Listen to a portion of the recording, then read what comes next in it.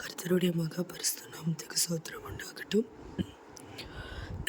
எல்லாருக்கும் இனிய புத்தாண்டு நல்வாழ்த்துக்கள். என்னோட கோல்டுனால என் வாய்ஸ் எப்படி இருக்குது மன்னிச்சுக்கோங்க. அதனால தான் காலையிலேருந்து நான் இந்த வார்த்தையை சொல்லாமல் போடாமல் இருக்கேன்.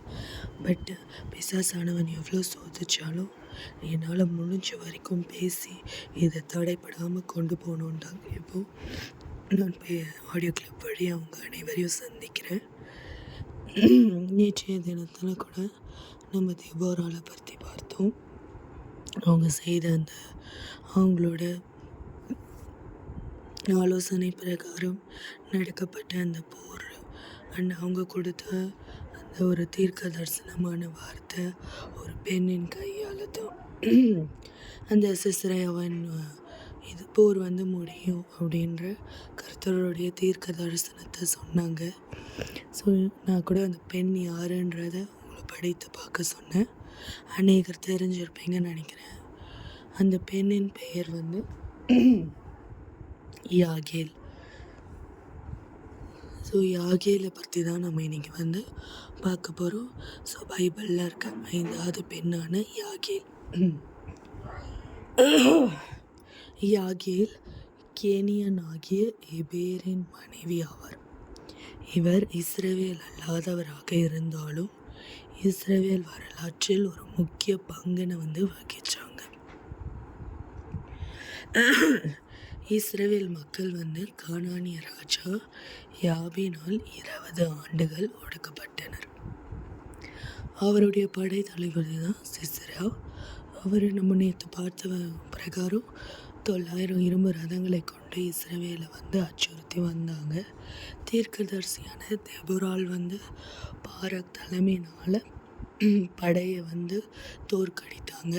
ஆனால் அந்த படையின் போது சிசரா தப்பி ஓடி யாகேலின் கூடாரத்தில் தான் தஞ்சம் புகுந்தான். ஸோ யாகேலின் தீரம் எப்படி இருந்ததுன்னா விருந்தோம்பல். ஃபஸ்ட்டு சிசேரா தாகமாக இருந்தபோது யாகேல் அவனுக்கு பாலை கொடுத்து போர்வையால் அவனை மூடி உறங்க செய்தாள். அதுக்கப்புறம் தான் அவள் தைரியமாக அந்த வாக்குதத்தை நிறைவேறபடி சிசேரா ஆழ்ந்த உறக்கத்தில் இருந்தபொழுது யாகேல் ஒரு கூடார ஆணியையும் சுத்தியலையும் எடுத்து அவன் நெற்றியில் அடித்து அவனை கொன்றாள்.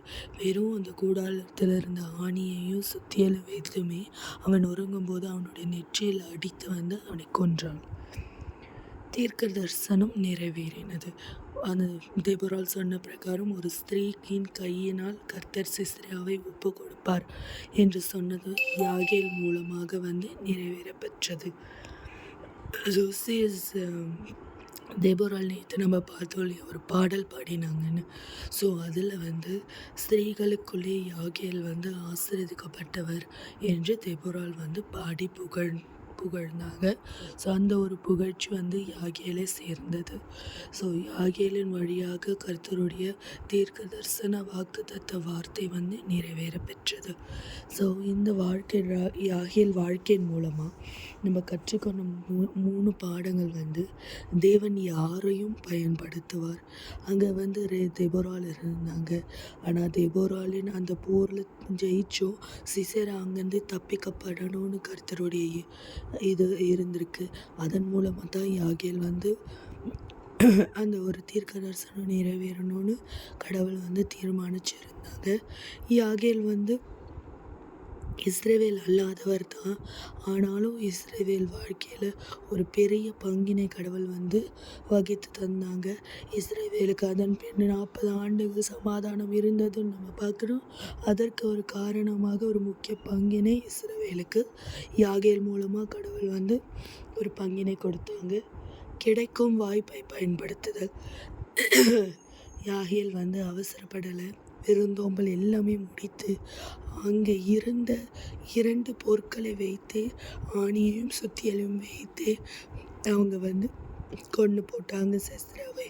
ஸோ நம்ம இல்லாத குறைவை பார்க்காம இருக்கிறத வைத்து கடவுளோட தீர்மானத்தின்படி கடவுளோட வாக்குத்தத்தம் நிறைவேற்றப்படும்.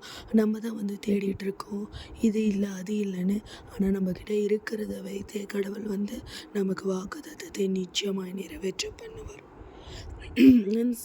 இதன் மூலமாக அவங்க ஸ்திரீகளுக்குள்ளே யாகேல் ஆசீர்வதிக்கப்பட்டவள் என்று பெயரும் அவங்களுக்கு சூடப்பட்டது. ஸோ இன்றைய தினத்தில் கூட இந்த வருடத்தின் துவக்கத்தின் முதல் நாளில் நம்ம அனைவருக்கும் ஆசீர்வதிக்கப்பட்ட வாக்குத்தத்தம் கிடைச்சிருக்கும்னு நான் விசுவாசிக்கிறேன்.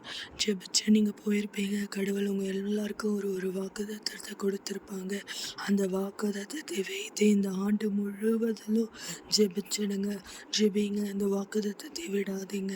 அந்த வாக்குத்தத்தம் நீங்கள் விசுவாசிக்கணும். அவ்விசுவாசமாக இது எப்படி என் வாழ்க்கையில் நிறைவேறும் அப்படின்ற கேள்வியே கேட்கக்கூடாது. இருக்கிறத வைத்து கடவுள் நம்மை உயர்த்த வல்லவராக இருக்கிறார். அவருடைய காரணியமும் கிருபையும் தயவும் நிச்சயமாக இந்த ஆண்டு முழுவதிலும் நம்மளை வழி நடத்தும். அந்த ஒரு விசுவாசத்தை மாத்திரம் நம்ம வைத்து இந்த ஆண்டில் நம்ம செயல்படும் போது அவர் கையில் நம்ம ஒப்படைச்சிட்டோம்னா மீதியானதை கடவுள் பார்த்து கொள்வார். நம்ம சைட்லேருந்தும் நம்ம கடவுளை விசுவாசிப்பதும் அவரை துதிப்பதும் அவரை ஆராதிப்பதையும் நம்ம செய்யணும். குதிரைக்கு ஜெயம் வரும், ஆனால் குதிரையோ யுத்தத்துக்கு ஆயத்தப்படும், ஜெயமோ கர்த்தரால் வரும். ஸோ நம்ம யுத்தத்துக்கு நம்ம ஆயத்தப்படணும். நம்ம வாக்குத்தத்தை நிறைவேற நம்மளும் வேலை பார்க்கணும். கடவுளை பற்றி கொள்ளணும். வெற்றியை அவர் பார்த்துப்பாரு. நம்ம ஆயத்தப்படாமல் நம்மளுக்கு எதுவுமே கிடைக்காது. நம்ம உருவாக்கப்படணும். இந்த ஆண்டு நம்ம ஸ்பிரிச்சுவலி நல்ல ஒரு வளர்ச்சியை கொண்டு போகணும்னு நம்ம பார்க்கணும். நம்ம பைபிளில் பார்த்துட்டு வர பெண்களின் பிரகாரமாய் அவங்களுக்கு இருக்கிற அந்த குணாதிசயங்களை எனக்கு கொடுங்க அப்பான்னு நம்ம ஒவ்வொரு நாளும் ஜெபிக்கணும். அவங்களுக்கு இருக்கிற அந்த ஞானத்தை கொடுங்க அப்பான்னு நம்ம ஜெபிக்கணும். நிச்சயமாய் கடவுள் நம்மளுக்கு வாக்குத்தத்தத்தை நிறைவேற்றுவார். அந்த வாக்குத்தத்தம் நிறைவேற்ற நம்ம சைட்லேருந்து நம்மளோட முயற்சியும் நம்ம பண்ணணும். முயற்சினா நம்மக்கிட்ட கடவுள் பெருசாக எதிர்பார்க்கல. அவரை விசுவாசிப்பதும் அவருக்காக அவருடைய வார்த்தைகளை பற்றிக்கொள்வதும் அவர்கிட்ட நம்ம இருப்பதும் இன்னும் அவர்கிட்ட சேரவும் ஸ்பிரிச்சுவலி இன்னும் நம்ம ஸ்ட்ராங்காக வளரணும்னு அவர் விருப்பப்படுறாரு. இதை நம்ம செய்யும் போது மீதியானதை கடவுள் பார்த்து கொள்வார். நம்ம ஜெபிப்போம். நிச்சயமென்றும் மாறாத நல்ல தகப்பனே அப்பா, இது இந்த புதிய வருடத்தில் இந்த முதல் நாளை கூட அப்பா நீர் எங்களுக்கு காண செய்த கிருபைக்காகவும் அப்பா உம்முடைய தயவிற்காகவும் நன்றி தகப்பனே. நன்றி ராஜா. அப்பா இதோ இந்த வாய்ஸை வைத்து கொண்டு அப்பா பிசாசானவன் சதி பண்ணி இது பேச முடியாத அளவுக்கு பண்ணுறான். ஆனாலும் இதை பேசக்கூடிய அப்பா இந்த பலத்தை நீர் கொடுத்தீரே நன்றி அப்பா. இதன் மூலம் யாரோ ஒருவர் பயன்படுகிற செய்ங்க ராஜா. அப்பா தகப்பனே, யாகேலை குறித்து நாங்கள் பார்த்த பிரகாரம் நீர் யாரையும் பயன்படுத்துவீர், நீர் யாரையும் ஆசீர்வதிக்க பண்ணுவீர் அப்பா. உண்மை கீழ்ப்படிந்தால் மாத்திரம் போதுன்றதை நாங்கள் கற்றுக்கொண்டு அப்பா நாங்கள் நடக்க கிருபை செய்யுங்க. இந்த ஆண்டு நீங்கள் எங்களுக்கு கொடுத்த வாக்குத்தத்தத்திற்காக நன்றி.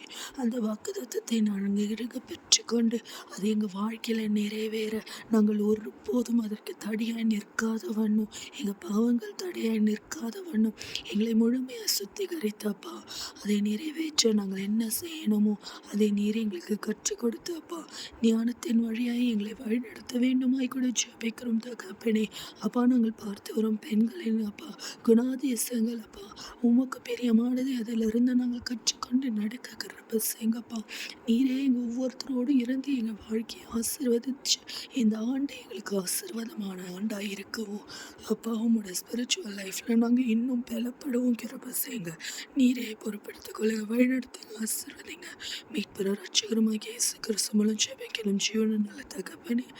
ஆமென் ஆமென். Once again wish you all happy new year.